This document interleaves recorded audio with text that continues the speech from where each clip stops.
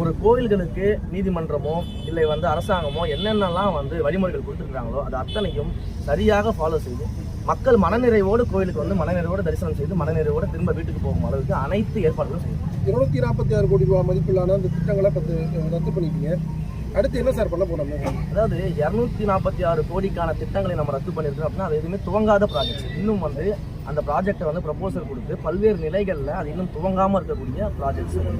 இன்னொன்று, இன்றைக்கு மக்களுக்கு அடிப்படையாக தேவை என்ன அப்படின்னா கோயில்களில் அவங்க தங்குமிட வசதி தான் மக்கள் அதிகமாக கேட்குறாங்க. இன்றைக்கி வரக்கூடிய பக்தர்கள் நாங்கள் தங்குறதுக்கு இடம் இல்லை, அன்னதானம் சாப்பிட்றதுக்கு இடம் இல்லை, கழிப்பறை வசதிகள் இல்லை, குடிநீர் வசதி இல்லை, பார்க்கிங் வசதி இல்லைன்னு இதெல்லாம் மக்கள் கேட்டுட்டு இருக்காங்க. அப்போ நம்ம முதல்ல கவனம் செலுத்த வேண்டியது இதுதான். நம்ம இந்த மாதிரியான ப்ராஜெக்ட்டுக்கு பதிலாக நம்ம இந்த விஷயங்கள்ல அந்த பணத்தை செலவு பண்ணோம் அப்படின்னா அது பப்ளிக்குக்கும் வரக்கூடிய பக்தர்களுக்கும் மிகப்பெரிய யூஸ்ஃபுல்லான ஒரு விஷயமா இருக்குன்றதுனால தான் துவங்கப்படாத இந்த ப்ராஜெக்ட்ஸ் நம்ம கேன்சல் பண்ணிட்டு தெளிவாக சொல்லியிருக்கோம் நம்மளுடைய அறிக்கையிலேயே. அரசாங்கத்துடைய அந்த அறிக்கையிலேயே பார்த்தீங்கன்னா இந்த ப்ராஜெக்ட்டுக்கு பதிலாக மக்களும் பக்தர்களும் கோவில்களும் பயன்படக்கூடிய புதிய திட்டங்களை நாங்கள் கொண்டு வருவோம்னு சொல்லியிருக்கோம். அதுக்கான விஷயங்களை விரைவில் அறிவிக்கும். இந்த மாவட்டத்தினுடைய பொறுப்பு அமைச்சர் ஏற்கனவே எம்எல்ஏ வலியுறுத்தியிருக்காரு, இந்த காவிரி உபரி நீரை இந்த மாயாறுல இருந்து நம்ம பொன்னணியார் அணை கண்ணூர் அணைகளுக்கெல்லாம் கொண்டு வரணும்.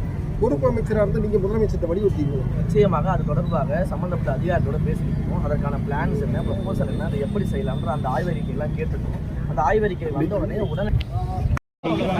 பாப்பா உள்ளாரு நீ கட் பண்ணு ஏய் ஜல்லல பைய பின்னாடி வாங்கப்பா வாழ்க நிரந்தர முதல்வரே வாழ்க தலைவா வாழ்க தலைவா வாழ்க மக்களை காக்க வந்த விடுவல்லியே வாழ்க ஏய் மாமனுக்கு உள்ள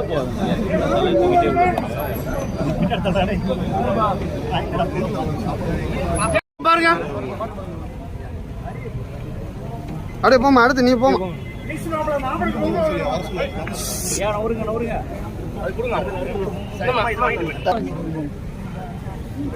அப்படியே போயிரு, அப்படியே போய்யா, அப்படி போயா முன்னாடி இடிக்காம